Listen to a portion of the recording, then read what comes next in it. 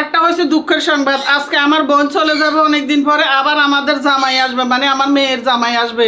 তাড়াহুড়া করে রান্না বান্না করছি, এত কষ্ট হয়েছে রান্না করতে। কারণ হচ্ছে ও তো চলে যাবে, যাই গাড়ি ধরবে, আবার জামাই আসবে, সেখানে জামাই থাকবেও না কতক্ষণ, মানে একটু কাজে আসতেছে, খেয়ে আবার চলে যাবে, এই জন্য বেশি তাড়াহুড়া করছি, নাহলে আস্তে আস্তে রান্না করতাম। এখানে এই যে পোলাও করছি, তারপরে এখানে রোস্ট করছি। রোস্টটা এই কালার হয়েছে, মানে অনেকক্ষণ পর্যন্ত এইভাবে রেখে দিছি, তো এই যে দেখো নিচের ঝোলগুলা কালার সুন্দর আছে। যাই হোক, একটু সস টস দিয়ে সুন্দর করে করছি, এই জন্যে এই কালার হয়েছে। আর এখানে বড় শোল মাছ আনছি যে সেই শোল মাছগুলো বেজে তারপর বুনা করছি টমেটো দিয়ে। আর এখানে গরুর মাংস, আর এখানে টমেটো শশা কেটে নিছি, ভুলে গেছি, শশা কেটে নিছি। এই তো, আর বেশি কিছু করি না, আরও অনেক করার প্রোগ্রাম আছিল। তো ইউকামনি বলতেছে এত কিছু লাগবে না, আপনার জামাই এত কিছু খাইব না, এই জন্য আর বোরানিও এনে ফ্রিজে রেখে দিছি। এখন বের করবো হচ্ছে, শোভন একটু বাইরে যাবে, তাড়াহুড়া করে শোভনরে খাই, তারপরে বাইরে বিদায় দিব। জামাই এখনো আসে নাই, একটু পরে আসবে। তো অপেক্ষা করছে শোভন অনেকক্ষণ পর্যন্ত জামাইয়ের সাথে একসাথে খাবে, কিন্তু ওরও কাজ আছে, আবার অলরেডি 3টা বাজে। হ্যাঁ, অলরেডি 3টা বাজে, জামাইও একটা কাজে আটকে গেছে, এই জন্য চিন্তা করছি কেউ কারোর জন্য বসে থাকে লাভ নাই, সবারই কাজ আছে। বিসমিল্লাহ। এক পিস দিব নাকি ওটা? সিনা হঠাৎ করে যদি এই গরমের মধ্যে মাথা গরম হয়ে যায়, তাহলে এক কোষ দিয়ে দিবে, মাথা নিমিশে ঠান্ডা। যাদের চুল পরে, যাদের চুল সিল্কি না, যাদের চুল লম্বা হতে চায় না, যাদের চুলে খুশকি আছে, কি বলবো, এক কথায় সবকিছু সমাধান। বিশ্বাস হচ্ছে না, ছোট বোতল দিয়ে নিয়ে দেখতে পারো, খাইতে পারো, বেশি আছে, সমস্যা নাই। আমার গ্যাসের প্রবলেম হচ্ছে। বাদাম বাটা টাটা সবকিছু দিয়েই করছি আজকেও রোস্টটা। আর পিস দি না। আচ্ছা, টাকার মাছ দিমু না। আচ্ছা, তুমি খাইলে পরে নাও। আর মাংস দিমু, গরুর মাংস? আমি নিমুনে পরে, সমস্যা। আচ্ছা ঠিক আছে, তাহলে নিয়ে খাও। আর সন্ধ্যাবেলা একটা পিঠা বানাবো, সিম্পল পিঠা। যদি জামাই থাকে তাইলে বানাবো, না থাকলেও বানাবো, কিছু করার নাই, জোর করে রেখে খাওয়াই দেবো পিঠাটা। জামাই আসছে, জামাই চলেও গেছে, এই যে জামাইকে সন্ধ্যার নাস্তা বানাইছি। এই ভুবন বাসা ছিল না, ওই যে বললাম সবাই সবার কাজে ব্যস্ত, আর জীবন থেকে সবাই শুধু চলেই যায়। জামাই আসছে, জামাইও চলে গেছে, এলাকায় একটা কাজে আসছে, আসার সেই ক্ষেত্রে একটু বাসায় আসছিল, আর কিছু না। আর এই ফাঁকে বোনও চলে গেছে, শুধু জীবন থেকে সবাই চলে যায়, ভালো লাগে না। আবার মানসা নাই, মানসার মাও নাই, এখন একবারে একাকিত্ব জীবন হয়ে গেছে। তো আমি জামার জন্য নাস্তা বানাইছি, এই যে আমতাসা পিঠা বানাইছি, তারপরে এই মাবলেট বানাইছি ডিমের। এটা হলো মাবলেট, আমাদের এলাকায় ডিম বেশি করে দিয়ে পিঠা বানাইলে একটা রুটির মতো, ওই যে ইয়ের মতো আর কি, এটারে কি বলে, পাটিসাপটার মতো, কিন্তু ওটা হলো পাটিসাপটা বেশি গুঁড়ি দিয়ে বানাইলে, বেশি চালুর গুঁড়া দিয়ে বানাইলে, আর এটা বেশি ডিম দিয়ে বানাইলে এটা হয় আর কি ডিমের মাবলেট। আর কার এলাকায় কি বলে জানি না, আসলে এক এক এলাকায় তো এক কথা আছে না, এক দেশের গালি আরেক দেশের বুলি।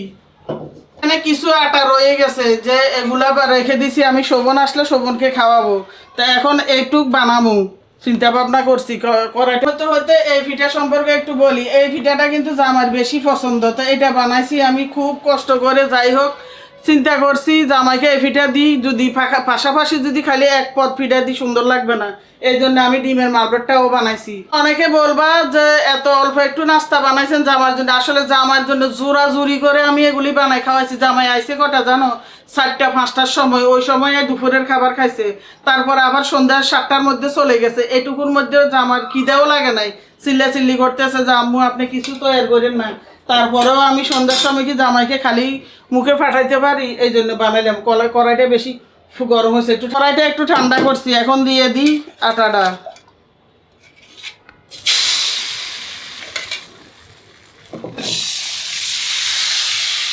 এখন অনেকে বলবা এটাকে পাটিসাপটার মতোই, তো আসলে পাটিসাপটার মতোই, কিন্তু এটা ডিমের পিঠা দেখে এটাকে মাবলেট বলে আর কি।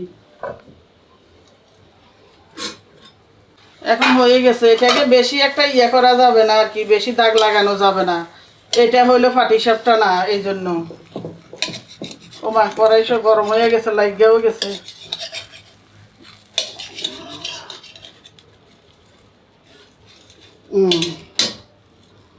এই যে এটা তুলতুলে নরম হয়েছে, এই যে ডিমের। এখন ছুরি দিয়ে কাটি, ছুরিটা কই, ছুরি এখানে রাখলাম না, ওই তো এর আগে বানাইছি যে, এই জন্য ছুরি দিয়ে কাটছি, ছুরিটাও এইভাবে রেখে দিছি এখানে। এভাবে কাটি। এই যে এটা ডিমের খেয়ে দে থালবাড়ি কতটুক জমছে, এগুলো এখন ধুবো। আর দিনটা আমার বোন থাকলে ধুয়ে ফেলে, আজকে বোনও চলে গেছে। তারপরে ইদানিং আমাদের একজন হেল্পিং হ্যান্ড রাখছি, এটা কিন্তু আগেরটার মতো অতটা কাজের না। আমাদের দেশে এটাকে বলো অহুডু। অহুডু মানে অকর্মা। মাছ করতে দিলে পারে না, এটা পারে না, সেটা পারে না, রোস্টের মুরগি কাটতে পারে না, বসে বসে দেখা দিয়ে তারপরে কাটাতে হয়। বিশাল বিপদে পড়ছি আমি, বুঝছো? এই যে এই জন্য থালবাড়িগুলো ধুয়ে ফেলি। একটা করাইলে কয় আর একটা করাই না, আজকে একটু তাড়াতাড়ি চলে যাব, মানে শান্তি নেই, একটু শান্তি নেই।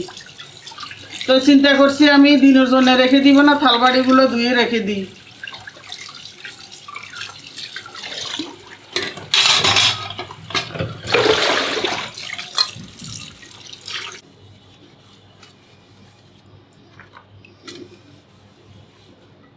একবারে তেলতেলা হয়ে রয়েছে সব।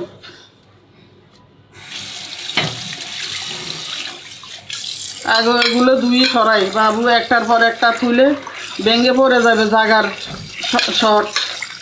এই যে এদিকে টেবিলে বুত করি রাখি, পানি ঝরুক, তারপরে আবার শোকেসে রেখে দিব। এবার আরেকটা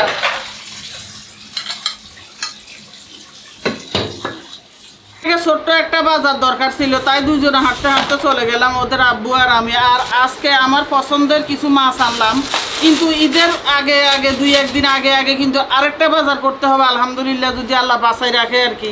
আল্লাহ কুরবানের গরুও আসতেছে, যদিও গরু খাওয়া আমাদের নিষেধ, তারপরেও কিন্তু অনেক আনন্দে আছি। কুরবানি বলে কথা, বছরে একবার। তো এখানে এই জন্য কিছু কম কম বাজার আনছি, কিন্তু ঈদের আগের দিন গরু কিনতে যাওয়ার আগের দিন ইনশাল্লাহ আরও কিছু বাজার করব।